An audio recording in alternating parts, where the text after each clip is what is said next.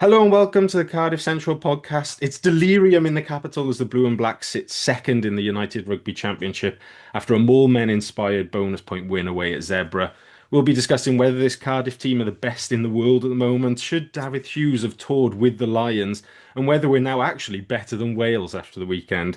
Plus, there's club birthdays, more rag struggles, and European fever hits the pod.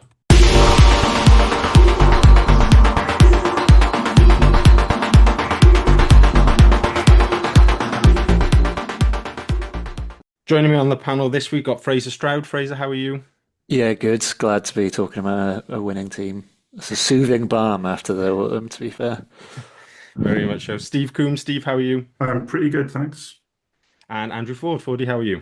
Yeah, very good. Thank you, mate.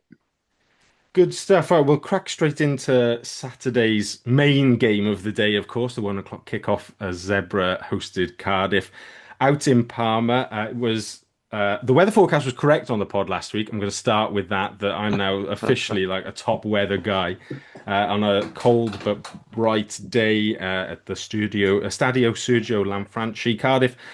Started a little bit slowly, but finally took the game by the scruff of the neck. The first half hat trick for David Hughes at the back of a dominant Maul gave us a 21-7 lead.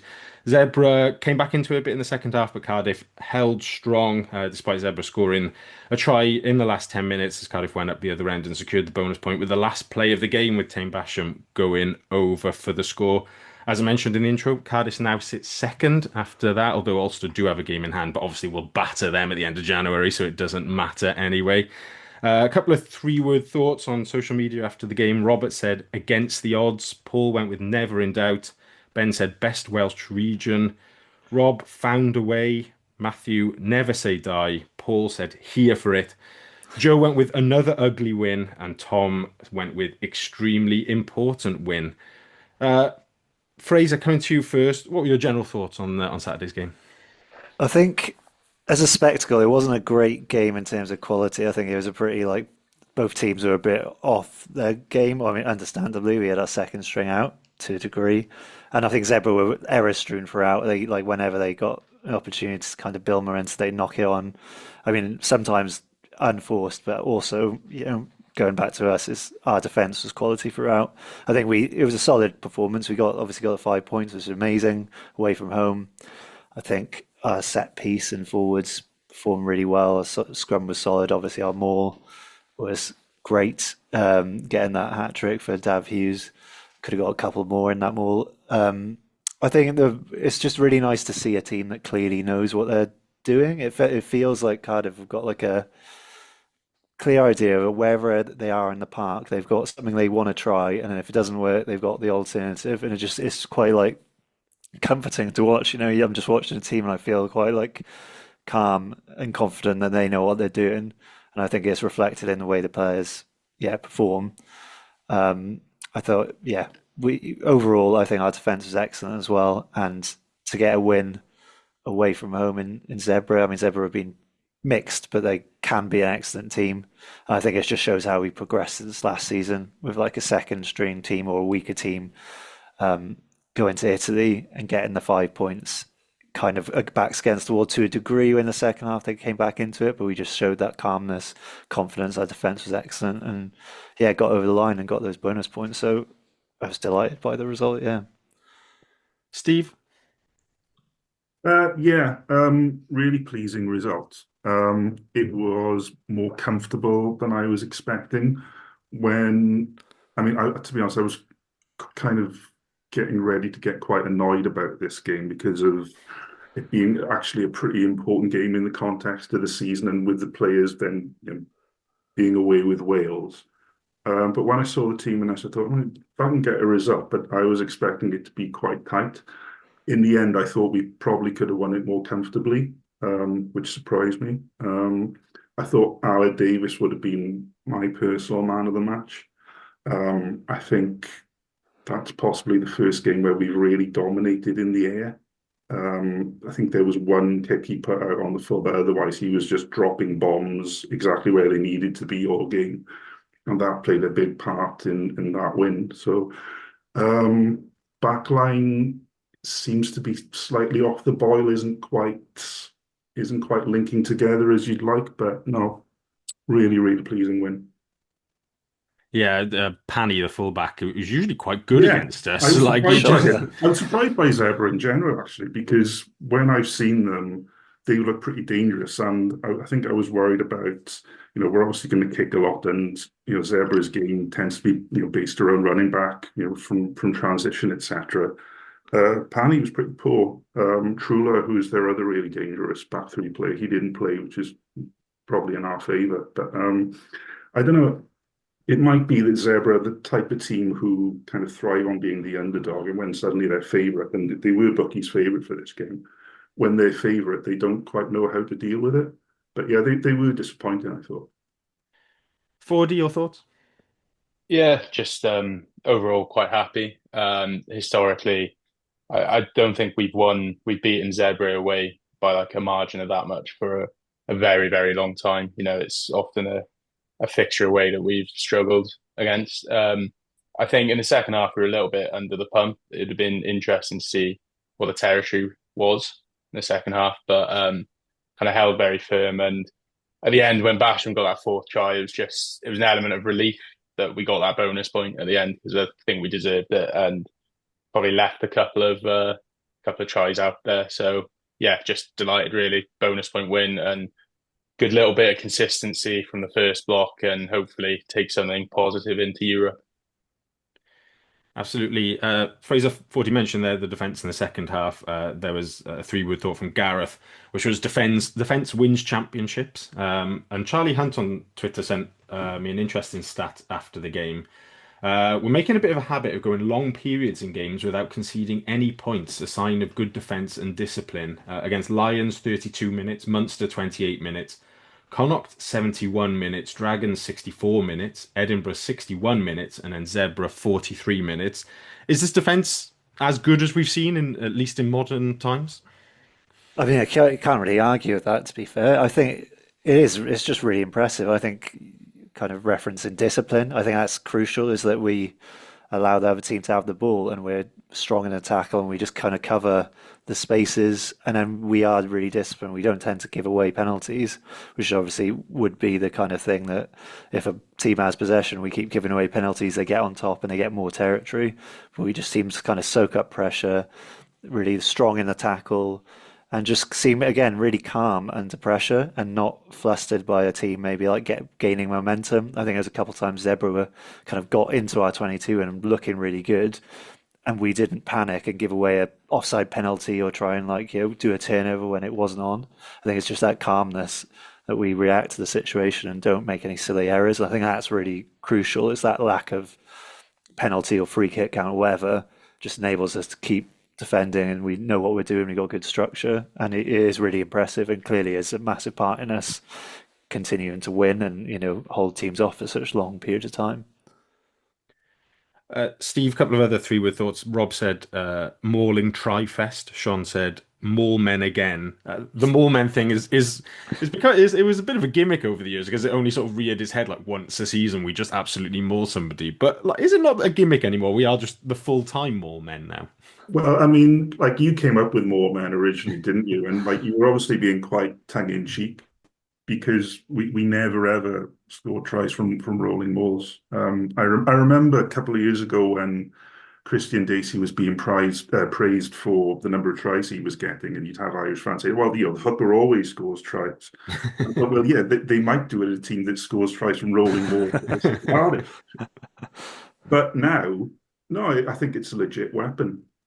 And you think back to the end of last season. I mean, we got a penalty try from a line out drive against Munster. We won and got a bonus point against Ospreys with a line out drive.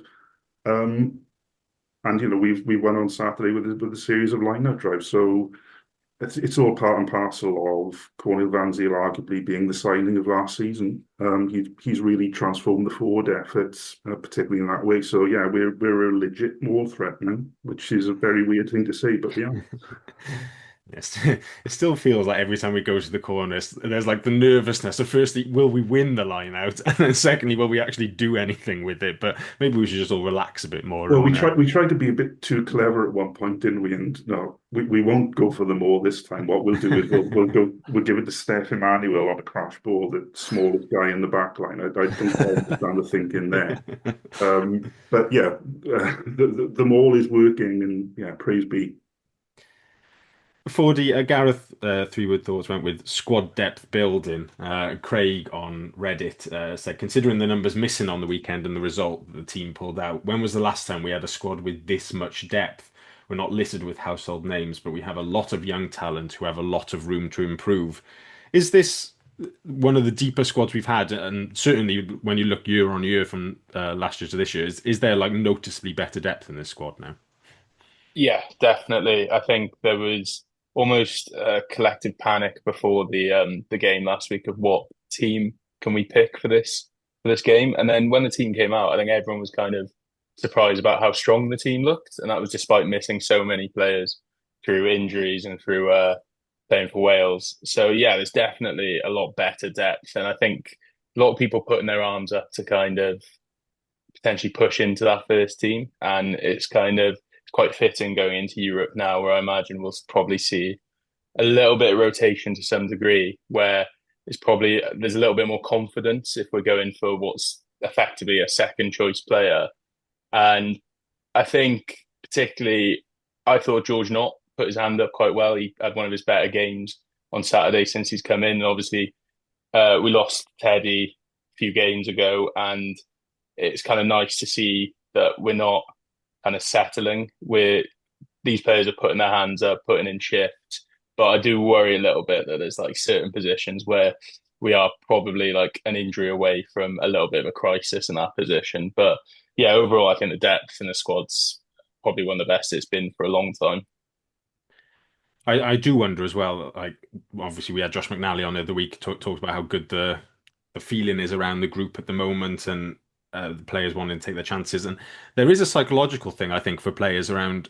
You don't feel knocks as much when things are going well, and when there's competition for places, you do come back a bit quicker, which does just help in terms of not having that injury list building up. Because you look at some teams towards the bottom of the list who always seem to have long injury records, and like, I wonder if there's some players there who know that they can get away with being injured for a week or two longer than they need to because there's no rush to come back, really. We're going to lose anyway, and I'm not going to lose my place in the team. So there was that. I'm not suggesting players are obviously purposely getting injured, but I think for Cardiff, there's definitely an element of you look at Harry Millard playing a couple of times in the last block where I think he said in the press last week he had a dead back after the Munster game, and he still turned up the following week. Like that's not somebody who wants to sit on the sideline. Somebody who wants to be playing. Yeah, he came back on in the at the end of the game, and I was like, "Why are you coming back on?" Like, wrapped his head, he like had the blood for Well, it. I was every like, time the "Stay camera on." panned to Yeah, him at the end of the game, yeah, he had the blood injury, didn't he? And then at one point he had just like a load of Vaz or whatever on it, and then he had a big bandage on it, and then he had a scrum cap on it by the end. He was like adding more things to his head every time there was a stoppage in play.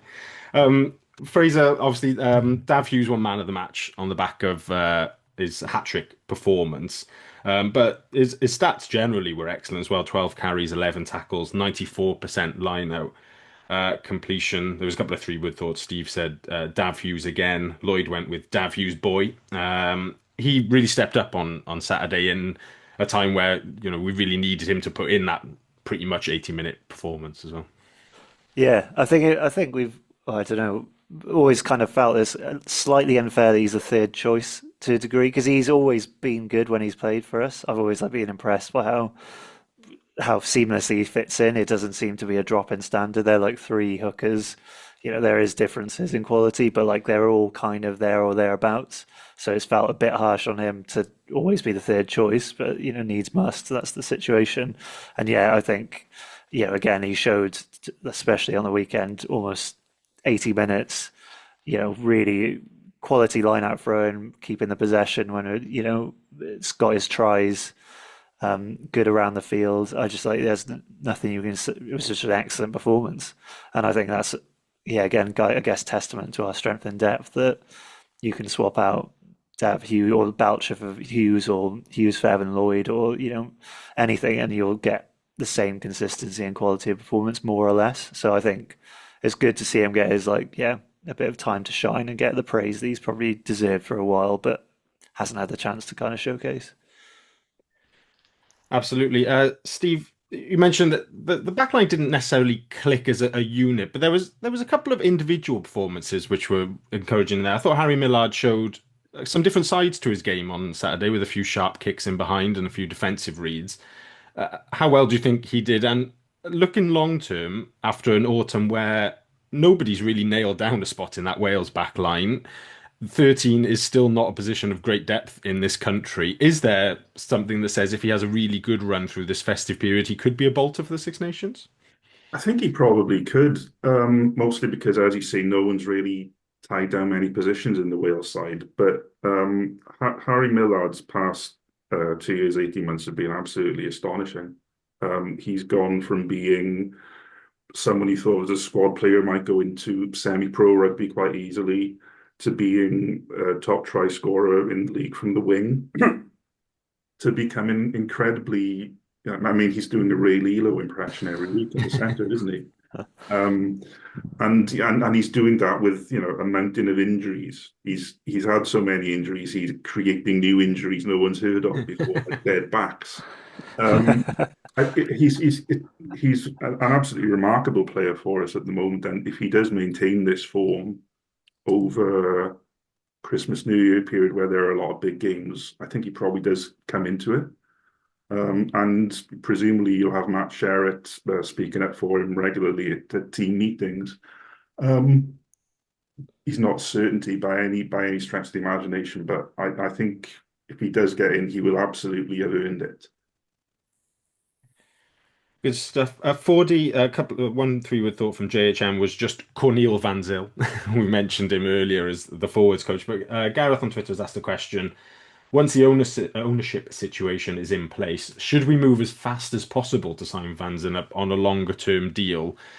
It's going to be very difficult to not appoint him a head coach at this point, isn't it? Like, is there a world where he doesn't get the job, do you think? No, no, I don't think so. Like it was interesting hearing Josh McNally say on the pod when he was on that they were kind of aware of the whole situation with Jockey going to Wales a lot sooner than the kind of public were known as. We saw it as almost the eve of the season starting that he was gone. And you kind of worried a bit with Van Zyl stepping up saying that he wanted to be a head coach. You're a bit like, how's this all going to work out? And then, rumours of potential head coaches being linked to the job. But yeah, I very much feel he's shown his worth very early on, and yeah, I'd love to keep him on going forward. And yeah, he's really continued kind of that team building from when Sherritt came in, kind of at short notice. Was it 2023? The kind of you worry that when he went that there'd be some sort of disruption, but it's almost he's continued building. And yeah, I'd definitely love to see him carry on as head coach going forward. Good stuff. I think two other points just to pick up on from the game on Saturday. Andy Robnev on Reddit, in what might become a weekly point on the pod, said, "Should we give Josh McNally a 3-year contract now? It's going up by year each week." He still says the answer is yes. I still think the answer would be yes if he wants it. Like, there'll always be that offer there. And also to congratulate Cornell Schmidt on his debut, but also Harry Wild and Johan Emmanuel as well. Particularly good day for Llantwit Vardra with both Emmanuel brothers, Harry Wild playing as well. It's great to see a club putting out so much good young talent and plenty more on the way. I'm sure. I think Reece Barrett might be Llantwit Vardra as well. The Barretts Llantwit Vardra. I'm not sure. We'll give him to him. They can have him anyway. They've produced enough others. Anything from anyone else for the game on Saturday? I thought Steph Manuel was pretty impressive, actually. I mean, mentioned the, I think, slightly misguided crash ball 5 meters out, but I thought he made some really good defensive reads. He looked very classy when he had the ball in his hands, and I think that's probably his best performance thus far, and gives a good hint of what he's capable of. Yeah, I agree that the back line didn't click, but there was a little something in that Lloyd Emmanuel 10-12 combo where you thought, if we give them a bit of time together here, and that could be quite exciting. And obviously, Lloyd, who is the oldest 24-year-old I think that has ever been around for ages, but yeah, they've still got plenty of time to play together, and maybe we'll see them a bit more over the next few weeks as well as the squad chops and changes before settling down again for the festive derbies. Just I was just going to Mm, also shout out Javan Sebastian because I think he was one of those players we've signed, and I was just like, I'm not really sure if he can do it, or like I'm a bit uncertain as to like how good he is, or like how capable he is. And I think he's done when he's come in. I've been quietly impressed with his like scrummages is pretty solid and just around the park. So I think I've been quite pleased with that as like a astute signing on our part to cover that tight head, which was definitely a position we kind of had some issues in last season. So I've been pleased with him. I think I just wanted to shout him out.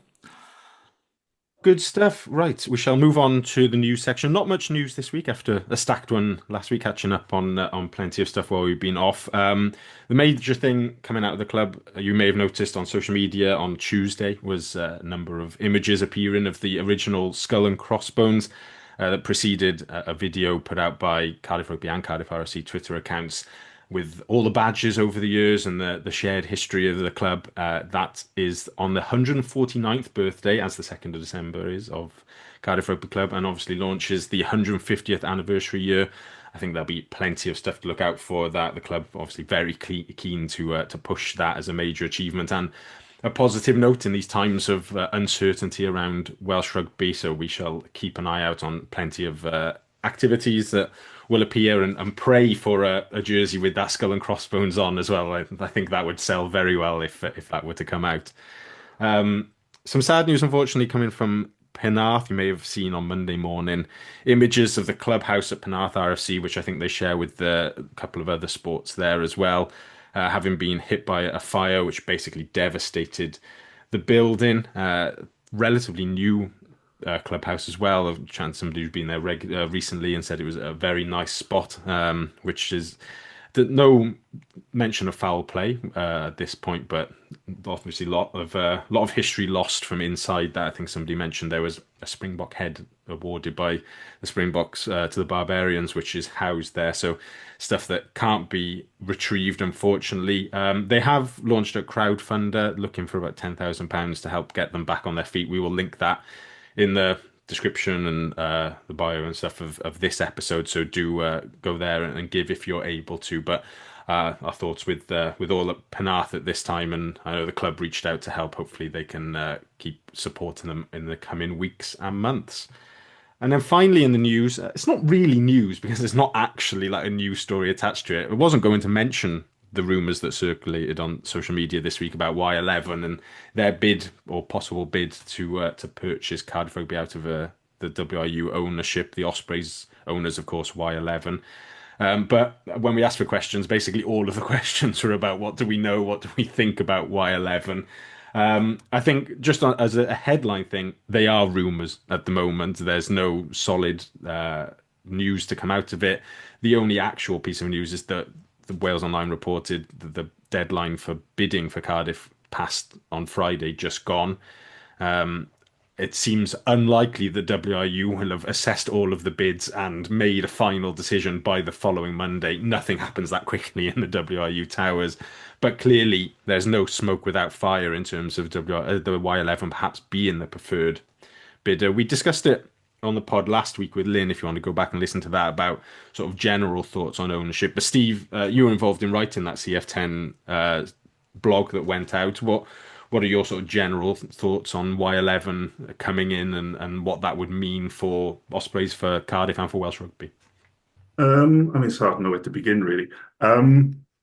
Okay, so first of all, the reason for including the Y11 rumor, like we can still call it a rumor because there's no official confirmation or denial that they have made a bid. The reason I thought it was important to include that on the blog and why I'm trying to point to it at social media is I don't hear a lot of rumors. I don't hear a lot of like secret gossip. But I did hear a couple of months ago from someone in a position to know that there were 6 interested parties in Cardiff Rugby Club That's since been confirmed through Wales Online, uh, and that two had since lost interest. That was a couple of months ago, and that Y11 and Martin Ryan's group were two of the four. Don't know the other two parties involved. And we've had it today in Wales Online. They've confirmed that there were four bids, or at least four bids in Cardiff Rugby Club. So, although there's been no confirmation or denial, and I don't think you'd expect them to be, by a process of elimination, it seems highly likely to me that Y11 have made a bid. Can't say with certainty. It seems very probable to me. Um, if that were to happen, I mean, the WRU themselves say they were looking for a long-term solution, not short-term stick-in plasters. I can't see a way where Y11 buying Cardiff is not a short-term solution, which is just going to set up a whole series of new problems. I can't see a long-term solution for Welsh rugby that doesn't include Swansea. That just seems insane to me. Um, I think if anyone's thinking that you can create a Cardiff Ospreys team that everyone will just merrily embrace, it's just not gonna happen. I mean, I can't see Ospreys fans coming to watch a team in Cardiff. I can't see Cardiff fans being happy about it. Um, it's not a good solution for the game, although you can see why it would be an easy way for the WRU to get to three teams.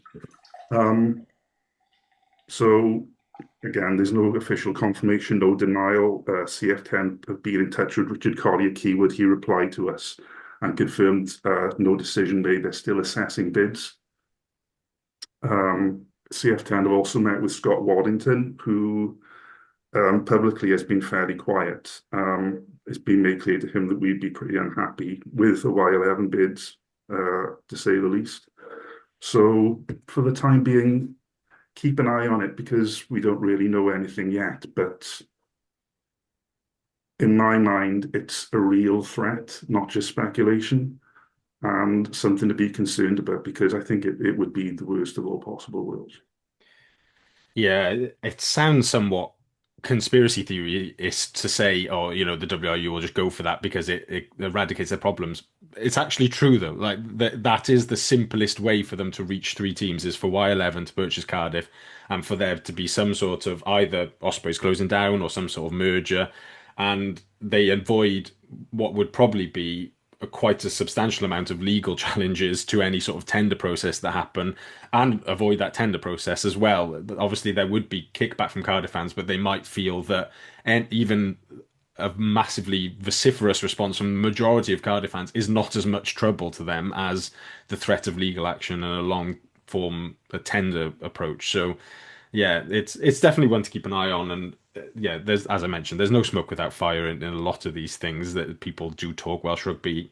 It doesn't have the 6 degrees of separation. It's very much 2 degrees of separation in Welsh rugby. So yeah, it'll be one to keep an eye on. But we won't broach rumours every week. But it was just because it's obviously quite fresh this week, and there was a mountain of questions about it. We will hopefully just be able to enjoy the rugby with.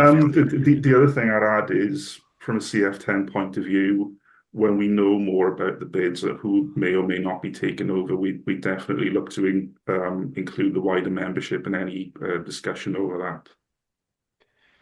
Good stuff. Right. I think that covers that off for this week at least until the next rumor comes up next week.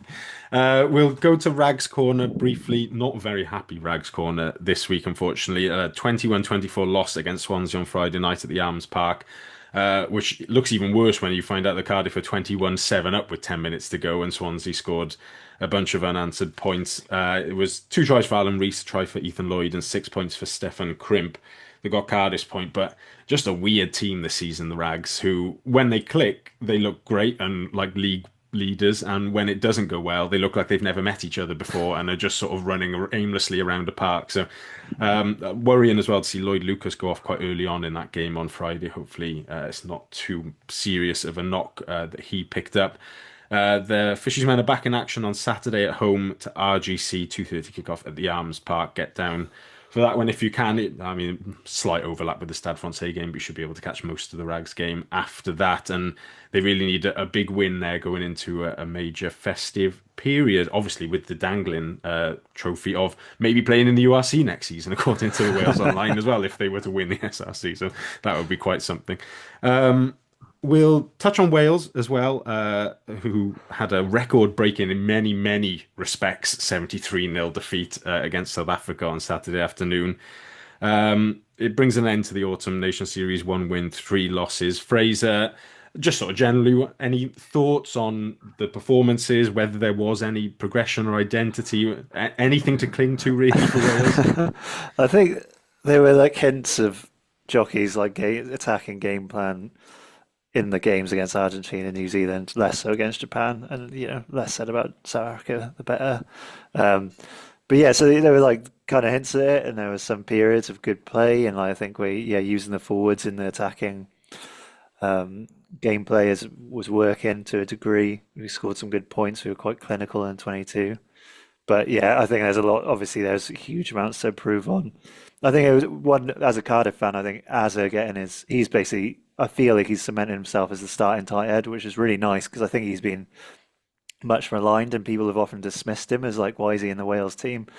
And I think he really showed to people why he is there and why he is capable and can play at that level. So that was really happy. I was happy about that, and I think obviously Man was excellent. I think he was like player of the series, I guess, for Wales, and he just has the ability to antagonise people without really knowing what he's done. He's done something that the referee can't see that makes people fucking angry. so he gets absolutely, that tackle against Japan. Why did that happen? I have no idea. But he got absolutely smashed, and obviously this Eben Etzebeth in like the 79th minute, which was bizarre. And in a way, it kind of like came out positive after that game. I was like, all right, I don't feel too bad because it got someone sent off. I think the crowd actually, the one thing, I think the crowd were genuinely behind Wales, which is it hadn't. I think I went to the last autumn series. There was a real kind of sadness around the game when I went to see. I think I watched the Fiji match, and it was just kind of people were just like, it just felt bad. But I went to the Argentina game, and then just generally, like in the South Africa game, the crowd seemed to be behind Wales in the when we almost scored a try, towards the end of the game when it was dead. There was that passion was there. So I think that was a nice to see. Fordy, your general Wales thoughts? Um, yeah, I agree with Fraser. That it was the attack seemed a little bit improved. Some good tries, particularly against the All Blacks. But yeah, the game against South Africa, I'll be completely honest. I didn't really watch the game. I was on enough of a high after the Cardiff game that I didn't want to put myself through kind of watching the full game. I went to a pub and the pub was busy, so I was like, I'm not that bothered about standing up and watching it. Caught a bit of the second half, but obviously, yeah, there weren't many redeeming features of the game, and I have no desire to rewatch it. But I think, yeah, going forward, there's a huge worry in terms of kind of the defense, particularly when Tandy's a specialist defense coach, and there really needs to be a move forward of getting permanent coaches involved, other than obviously you've just got Danny Wilson and Matt Sherratt at the moment. There needs to be more coaches, full-time coaches. You can't just be relying on, like, no disrespect to the likes of Dan Lydiate, Reece Patchell, and Duncan Jones, but you can't be relying on people like that, particularly Lydiate and Patchell, who are so inexperienced and new to their coaching career. There needs to be something more experienced in place than the Six Nations. Steve, I don't know if you've got anything to add to the desperate attempts, fair play to Fordy and Fraser, to find something. Have a run with Alex Mann and you find out. That's the big positive I took from that game. I mean, I did watch it. I watched it in the kind of I mean like Fordy, I was pretty pleased after the Cardiff game and didn't want to be brought down, but I did kind of watch it in a kind of stupor of this is how this was always going to go, wasn't it? And yeah, I think Fordy's right about the coaching side. I mean, Steve Tandy's obviously a defence specialist, and you'd expect him to take the lead on that. But can you really have an international rugby team in 2025, 26 who doesn't have a full-time permanent defence coach? Can you really mix that with being the head coach? You feel like there has to be a change there, don't you? I mean, there have to be quite a few other changes, but that would be a place to start. Yeah, I do. I have enjoyed Alex Mann, sort of getting the entirety of South African rugby Twitter on strings, basically, in the last few Oh days. God, can you imagine the next time he plays against a South African team at any level? They're going to be absolutely gunning for him. It's tremendous. I mean, even Brian Habana has shared a photo, which, I mean, it must be clearly Photoshopped. The hand is a totally different color, and his little finger is dislocated in it to actually get near Etzebet's eye, supposedly. It's very bizarre, though, that Etzebet has reacted in such an over-the-top way to seemingly very little provocation from Man. Maybe just his general aura rubs people up the wrong way now. He's developing that in the game, but it was a particularly vicious eye gouge, which, yeah, does not have any place in the game. We'll wait to It, see what ban that gets. it But was good to. It was kind of good because it distracted from like the headline. The headlines were all about the eye gouge as opposed to record defeat. So it really did like hide the reality of that match for sure. So I guess thank you, Ebenezer, I suppose. But yeah. very, very bizarre. But yeah, Wales now obviously off until the Six Nations. It Blues home in the Six Nations this year, which maybe gives a little bit of hope they might be able to turn some results out against Italy and a Scottish side, which I mean, it's still got its golden generation, but is also in free fall at the same time. Very, very bizarre Scottish team that's going around at the moment. But hopefully there'll be a bit of better news on the fitness front as well as we approach Six Nations. There's a few key players we're missing for this autumn. Um, we'll finish then on the pod this week by looking ahead to Cardiff's European Challenge Cup campaign. We, of course, are in a pool with Stade Francais, Ulster, Racing 92, Exeter, and Cheetahs. We don't play the Cheetahs, cruelly robbed of a trip to Amsterdam for another year. We start on Saturday against Stade Francais in Paris. It's a 1 p.m. kickoff UK time, live on S4C. Stade Francais are having a very good season, first properly good season for them for a little while. They've won six, lost five to sit fourth in the top 14 at this point. Since the autumn finished for France, they have beaten Toulon 51-24 at home and then narrowly lost 36-32 away at Clermont on the weekend. A pretty decent result going to Clermont. I think they also managed to get in Ronan O'Gara's heads quite a lot because, sorry, no, that's La Rochelle, isn't it, Ronan O'Gara? But I just wanted to bring up the fact that he got himself sent off by screaming at the ref on the touchline. Stefan say have not really added many players looking at their transfers over the summer. It's a fairly settled squad. They have brought in Tawera Kerbalo, the experienced New Zealand scrum half, but they still got plenty of quality there. Sekou Makalu, Johan Tango in the back row have been there a long time. Joe Marchant's doing very well, the former English centre in midfield there. And Leo Barre is a talented young fullback who obviously just can't get a game because Tomo Ramos is excellent, which is unfortunate for him that he's alive at the same time. But I suppose the question mark will be how seriously they take it, as always with French teams in this second tier competition. Leaving that aside for a moment, though, Fraser, obviously a lot of the questions about this weekend sort of centered on one thing. Just how do we approach the Challenge Cup? I suppose bearing in mind that we want a challenge for the league still, but this is also an opportunity to potentially progress to a home knockout and win a trophy. But then also there's three festive derbies on the way, which everybody can't play every week. What do you think? I suppose what do you think Cornel van Zyl might do, and what maybe would you do as well? I think because last season obviously we prioritized the league, but then we came quite close to winning away in France a couple of times. Like we weren't far off. And I think this year we've got a better strength and depth as exemplified in the Zebra. So I guess if you kept the same kind of league the priority, I mean where we are in the league, got a really good chance of getting the playoffs. So I do feel that should be the priority with the start we've had. And I think with our greatest strength and depth, and I think we do have a better chance if we kind of change the team around a little bit. I would be I'm more confident this year that we might get sneak those wins that last year we just lost. So I think I would probably do similar to last year, which it seems a bit like of a cop out, but I think based on our squad and like who we've got to play and like players like Stefan Manuel who are like blooded last season who are a bit more like solid this season or like got more experience and just a greater strength in Jeff in general. I think yeah, we might be able to pip some wins where last year we didn't. And I don't know if we need to really like change our mentality to the Challenge Cup, and then we might progress a bit further. So that's what I'm hoping anyway. 40, I suppose, do you agree, disagree?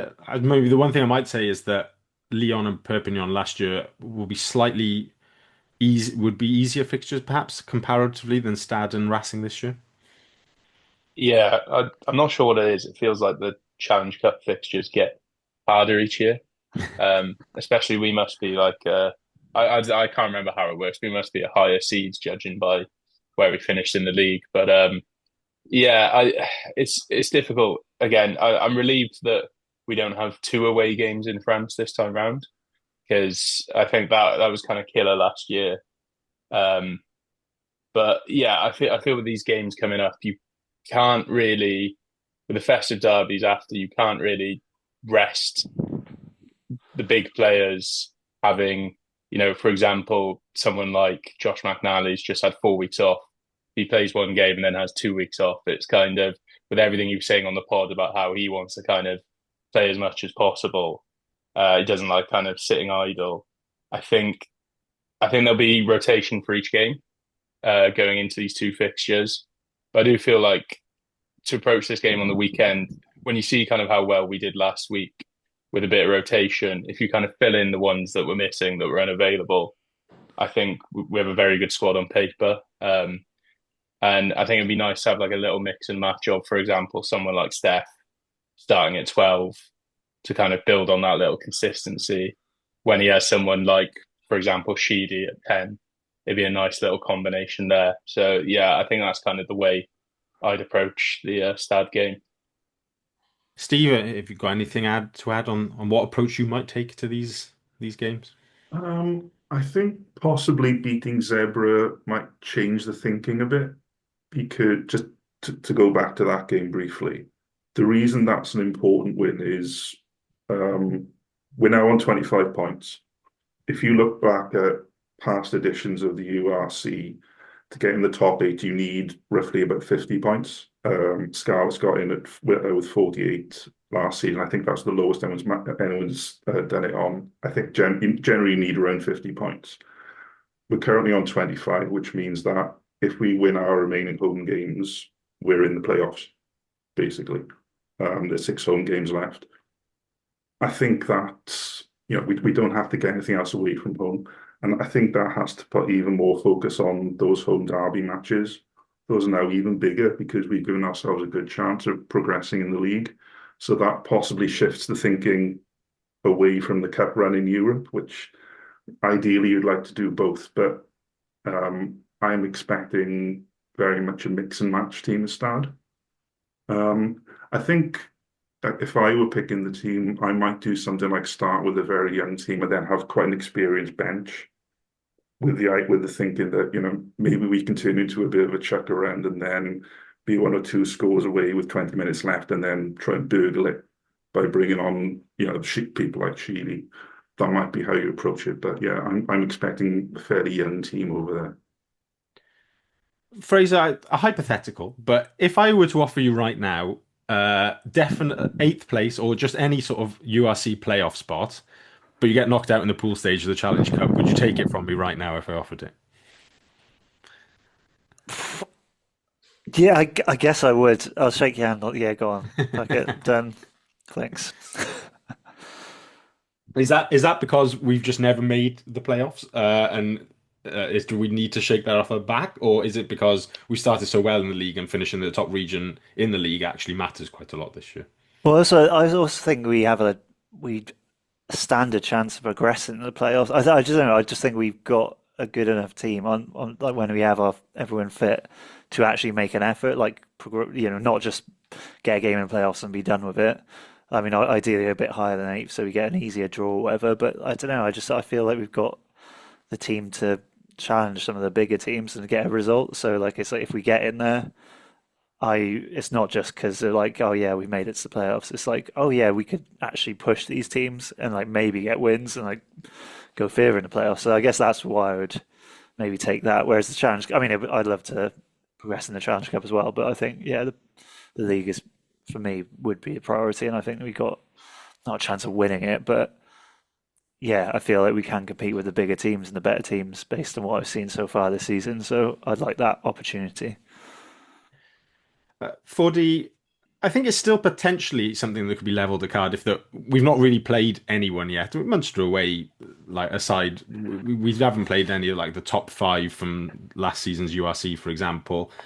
Stade may well change things for this weekend's game, but as ever with the French sides, it remains true that their budget is like 10 times like what we're operating off, and that their second team is still very, very expensive in comparison to our entire squad. Is this the first proper test we've had since Munster, do we feel, of like playing a top team? Yeah, definitely. Like looking through their Wikipedia, some of the players they've got, they're absolutely stacked in some positions. Like Care Barlow's a scrum half that they've got in. They've also got Brad Weber there, so they've got two All Blacks at scrum half. So even if they're playing their second choice scrum half, it's ridiculous. But yeah, I was having a peek through their fixtures as well, and it's the kind of classic French thing of they've won all their home games, and the only away game they've won is against Perpignan, who by the looks of it are having a shocking season, bottom of the league with just the one bonus point. So I feel for that they're probably it'll be interesting to see how they approach things. But yeah, it's definitely kind of the biggest test we've had since Munster.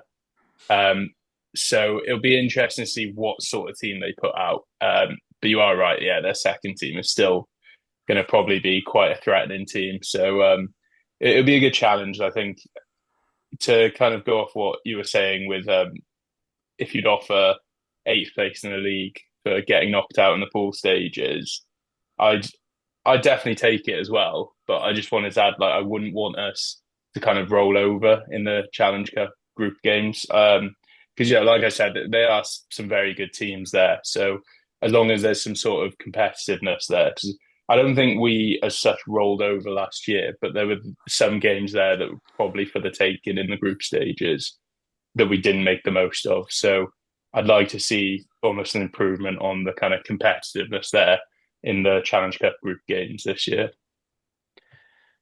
And Steve, just generally, Cardiff have got quite a proud history of going to France and playing some big, even pre-European competitions, some big games out there. But especially since European competitions have come in, there's always a good following as well. And it sounds like there'll be plenty of Cardiff fans out in Paris again this weekend. Do the club have a sort of obligation, historic wise, and to supporters to sort of, even though if they don't pick like the strongest team available, to make sure they're still properly competing out there and not just declaring to a degree? I mean, if you look at it from the perspective of you want the club to be well thought of outside Wales, I mean, inside Wales will obviously be a start, but outside Wales, these are kind of a shop window. I mean, it would be quite rare for anyone in the French rugby public to see any of our matches, and from the performances of the national side, they'll probably think of all Welsh teams as being an easy beat. So I think that gives some incentive to go over there and at least put on a bit of a show and show what we can do. It all contributes to the reputation of the club. You shock me that French people don't have Premier Sports. Well, let's move on to team selection to finish the pod then. Bit of some team news that I think some is true and some that I've sort of had to put together to just put parameters on what team we're selecting this weekend. So starting up front, Domachowski appeared to be quite a late withdrawal from the squad last weekend. Cam Tyler-Grocott was initially named in the Rags team to play on Friday. He then disappeared from that and popped up as a travelling reserve in Zebra on Saturday. Doma suffered some sort of foot injury, which doesn't require any surgery, but I think is likely to keep him out for a couple of weeks.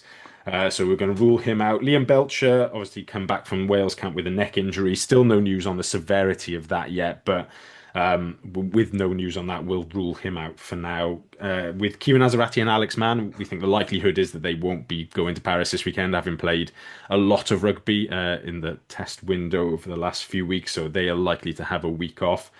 No news on Faletau still. He's popped up in one or two training videos. It seems to be doing bits by himself. So until we hear that he's definitely in, we'll assume he's out, is sort of the way we've always done it with Faletau since he's been at the club. Johan Mulder continues to be sidelined by his fractured jaw. I think 3 weeks, Van Zyl said last week. So hopefully we'll see him back for the derbies. Ben Thomas, I think, also likely to have a week off after the autumn series. Obviously, hasn't played quite as many minutes, but played in 3 of the 4 games, and his partner gave birth to their second child during the test window as well. So it feels a little bit harsh to ask him to go to Paris the weekend after coming out of camp on that front. But we think possibly Danny Southworth will be available, having only played on Saturday a few minutes. Evan Lloyd didn't feature at all, and Max Pierce, the Bath hooker who came in, was only on a 1 game license, so we assume he's going back with Lloyd coming back in. He did avoid the 0 minute club on loan by about 90 seconds, by the way, if anyone spotted him coming off the bench for the last line out of the game. He almost got a try as well. It would He have been did. like, I did think about that would be quite good to have like one touch, one Yeah, try, basically. one try in 2 minutes. Yeah, that would be quite something, wouldn't Um, Callum Sheedy as well, likely to come back in. Only got a few minutes off the bench in the final game on the weekend. And then Josh Adams is unsuspended now. Well, assuming that he graduates from Ruck Entry School this week. We haven't heard that he has failed, so we'll make him available. And then one extra that I didn't put on the list, which Fordy raised beforehand. Ben Donald hobbled off in the first half on Saturday. None of us can figure out what happened. It seemed to happen off camera, away from contact. He had some sort of ankle issue. So we'll rule him out for now on the basis that if it's forced him off there, it's probably not an insignificant injury anyway. But there are plenty of LA players still to choose from. So Fraser, coming to you first for the front row with Danny Southworth coming back in, Ewan Emmanuel, Reece Barrett there. Um, got a choice between Dav Hughes and Ev Lloyd, hooker, and then maybe much of a muchness at a tight head with Sebastian at Wainwright. What would you start and bench with there? probably, I mean, I guess I'll go Javin Sebastian to start again. Sam Wainwright on the bench, I guess, to come on.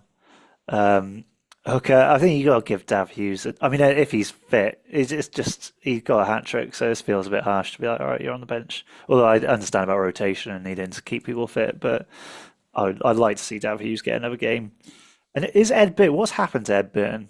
Who Great is Ed question. Burton? Who is he? In it? Does he the exist? in the fitness update last week, they just had him in the rehab bit still. So I What? think he's going to be under the Faletau rule until we hear that he is available. Okay. We'll assume that he's not. I guess I'd probably bring Reece Barrett play maybe Danny Southworth back in to start. He hasn't played much over the autumn. Well, yeah, he didn't get many minutes, so why not bring him back in? And then Lloyd, Southworth, and Wainwright. Sorry, Lloyd, Barrett, and Wainwright, the bench. Is that what we're going for there? Yeah.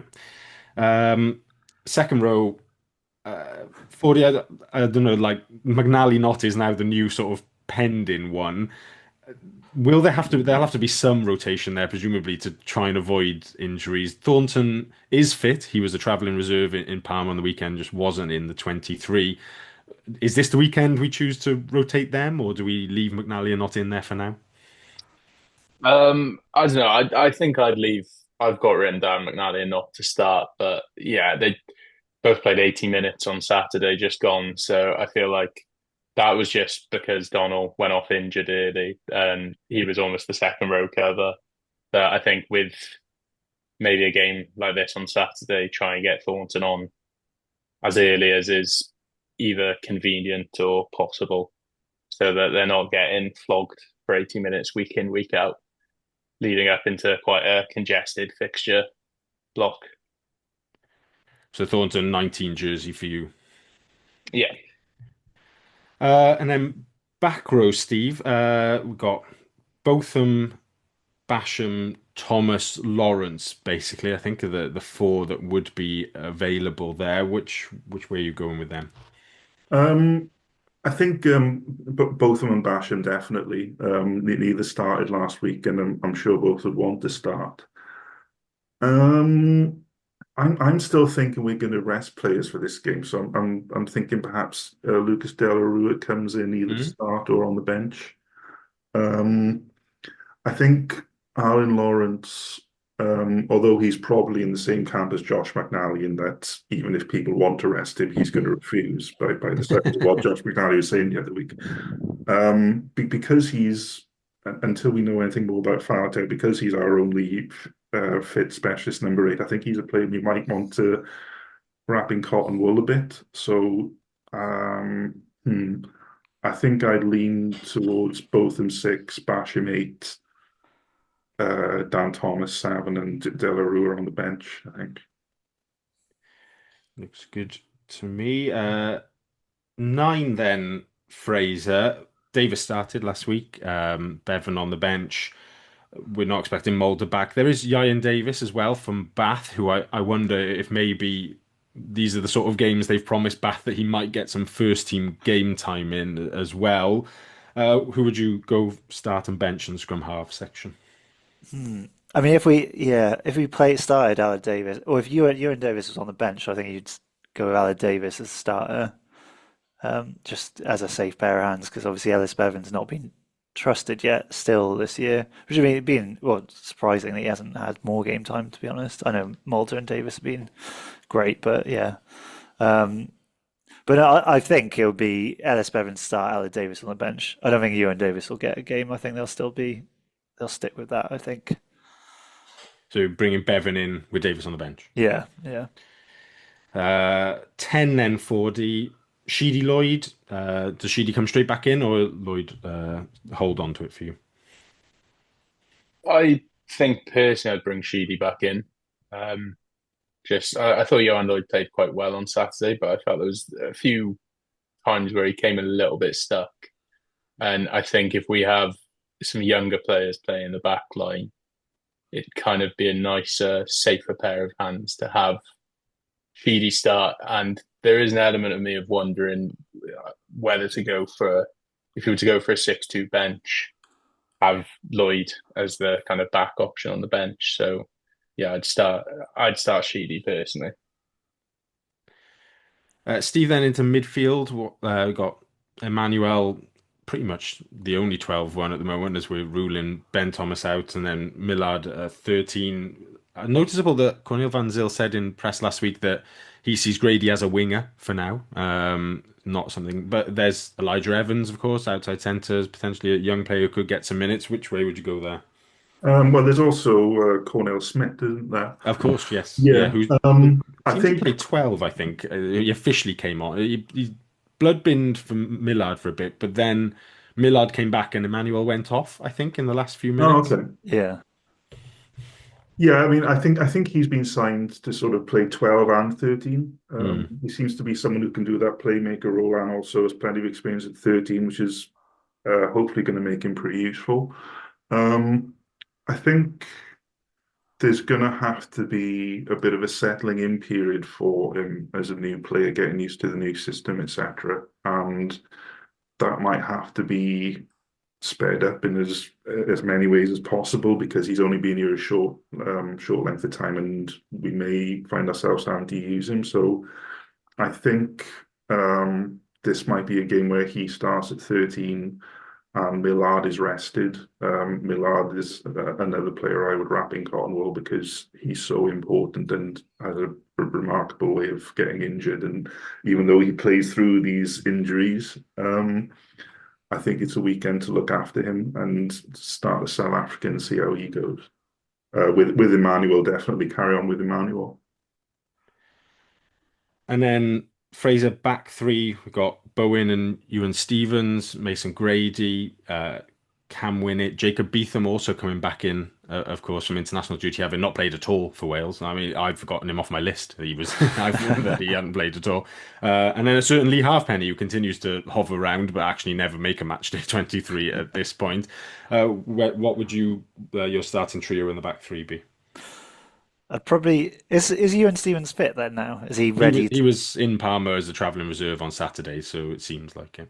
yeah, I'd probably go then Josh Adams there's like a Adams bit of suppose. Yeah. experience maybe on the, and then Ewan Stevens, why not? Like give him a run out. He's been out for ages. Um, but yeah, give him a go. And then I mean, Cam Winnett, so he was really good against Zebra. I gotta say, he's so classy as a player. Then maybe go Jacob Beethan if you want to rest Cam Winnett and save him for the like Christmas fixtures and stuff like that. I think, and Jacob Beethan's come out of Wales camp. He might have learned a few things or like improved in training and that kind of stuff. So yeah, I'd probably go Beetham at fullback. It's suddenly a very stacked back three as you sort of plump in all out. I mean, you've picked the Stevens, Adams, Beetham back three, which is a very good back three, and then you could also have a Bowen, Grady, Winnett back three, which is also a very good back three. Like we are not short of options there at I all. forgot about Grady. Yeah. Yeah. We've also forgotten about Halfpenny. Or you think he's going to, these are the games you thought he was going to play, was it? I reckon Halfpenny will start against Ulster. Ulster. Okay. I may be misremembering, but I'm pretty sure his first debut came against Ulster because I remember the game and I remember him scoring a try all those years ago and thinking, hey, this kid's quite decent. It would be quite fitting if his second debut also comes against Ulster, and maybe they'll kind of hype that up in the week. That's like a borrow Tony's hat. That's my conspiracy theory for the Ulster game. It's going to be the halfpenny match. Uh, Ford, you mentioned possible 6-2 bench earlier. Have you got like Lawrence on there instead of another outside back? Is that the way you've gone? Or Well, I did have Ben Donnell initially penciled in, so I've there's killed a him. slight issue there. But yeah, I'm not sure. Like it's merely just a suggestion, especially because of kind of playing away in France, and I don't watch Stade Francais all that often, but I'm going to assume naturally they have a massive pack. So I think a 6-2 bench is better. But yeah, I think someone like Lawrence on the bench. I've kind of lost track of, especially my team is, uh, I've got Donald on the bench, so I've kind of lost track at this point of Okay. who's starting and So who's still available. what a 6-2 bench I think would look like would be Lloyd, Barrett, Wainwright, Thornton, Delarua, Lawrence, Ian Davis, oh sorry, Aled Davis, and Johan Lloyd would be your Yeah, 6-2. Any alternative offers for bench makeup? No? Well, forever hold your peace. And we've gone I, six. I guess if you were to go five forwards, then maybe you could chuck someone like Elijah Evans on the bench. It'd be interesting. I think it's really difficult to call the backs actually this week because there's a part of you that thinks, right, Grady's just come back from injury, Winnett's just come back from injury, they'll want to play them again. But then there's also a part that says, right, they've just come back from injury, let's not push them immediately. Let's leave. They've had a good run out last week, let's leave them this week and bring them back for that big game against Ulster then as well. So, and the truth of that matter is, there's not really a bad option there. I don't think either. It's in quite a good spot. So. The 23 that we've picked then from 1 to 23, Danny Southworth, David Hughes, Javon Sebastian, Josh McNally, George Knott, James Botham, Dan Thomas, Tane Basham, Ellis Bevan, Callum Sheedy, Ewan Stevens, Steph Emmanuel, Cornell Schmidt, Josh Adams, Jacob Beetham, and the bench of Evan Lloyd, Reese Barrett, Sam Wainwright, Rory Thornton, Lucas De La Rua, Alan Lawrence, Aled Davis, and Johan Lloyd. A pretty decent team. Steve, would we fancy us to win still on the weekend, or what would you take? I suppose from Saturday, what's a good result there? I mean, I would take a game which turns into a bit of a chuck around and we get a couple of bonus points out of it. I think that would be like I'd be now and again. I'm quite happy to see quite kind of a fun game like that. But I can also see a world where, although Stade Francais are decent, I can see a world where they don't take us entirely seriously and we burgle them with a team like that. I think we're good enough to get a result out there. Don't see why we can't. But yeah, we're back to the good old fashioned which French team turns up thing. Fraser, is there a part of us that thinks like win is actually quite important to keep the streak going, or are we sort of thinking the season's long and winding enough that streaks don't matter too much in the long run of things? I think it definitely contributes in building confidence. I think like wins against I think Edinburgh, like with scraping that win was such a massive. It's those all against Connacht, those wins that the kind of snowball and the confidence builds, and they do have an impact. So if we did get a win against Stade Francais, it would be, I think, it would undoubtedly be helpful. But I guess you can compartmentalize it a bit better if it's in Europe. You can be like, right, this is Europe. We're approaching it like this. So maybe you can kind of take it out of the streak in terms of a team, and you can focus on the league is where your streak lies, or where you like really value the wins. But I don't know. Yeah, I think a win would definitely be mentally positive for the team, and obviously the ideal situation if we did burgle them in But Paris. when did we last win five in a row in all competitions? Do you have those stats to hand? Uh, I'm not sure I do. I think it was we last won four in a row in all competitions in 2018-19, I want to say, which was a run ended by the Scarlets at home that time as well. But yeah, I think. Or was it 2018-19 was four league wins and then four in all competitions was 2019-20 potentially just before COVID hit. We snuck a few where we had like Calvisano in our group and stuff like that. So, yeah, I don't know about five for that. I think that would be a long time ago. I feel like five in all competitions. It might be like the tail end of that last Danny Wilson season when we went on that bit of a league run. Might be as far back as that, I reckon. Yeah. Yeah, we We did got throw a started couple of in. games. We threw Judgment Day that year Oh ahead of the yeah. final, didn't we? I think we just sort of gave up on that and decided to go hard at the in Bilbao instead. Yeah, it'd be interesting to see. 4D, just on this game, then in context of the wider one, I suppose we take not winning this weekend, but carrying some momentum into a big home win against Ulster then to propel us into the festive period. Yeah, I think so. I'm thinking if I do manage to find a way to watch this game, I'll be going into the game probably less nervous than I've been for the league games. So yeah, if there's some sort of performance that can kind of get that momentum, there'll be some good matchups on the Stade Francais side where it'd be a good challenge for some of the players with regards to who they come up against. That yeah, they can kind of win their one-to-one duels, get one over on their opposite number. Then yeah, it'd be huge going into the Ulster game and make sure that's a big focus on trying to get a win there.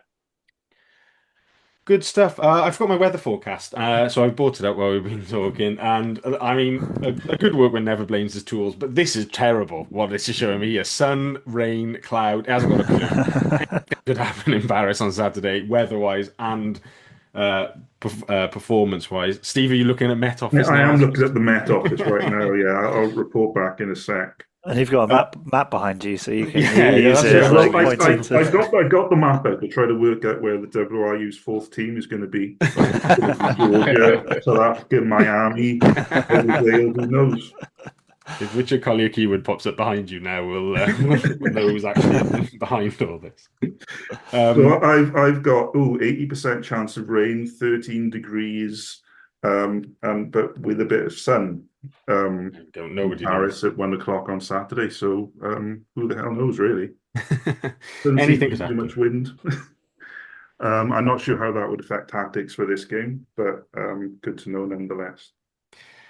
Good stuff, right? I think that's us for this week, unless anyone else has got anything in particular to raise. No other business on the question. So, thank you, Fraser. Cheers. Thank you, 4D. Thank you. Cheers, Steve. Cheers, guys. We'll be back next week to look back on the Stad game, preview the Ulster game, and pick up any more rumours that come out of the WRU. In the meantime, if you're going out to Paris, enjoy the trip, and thank you for listening.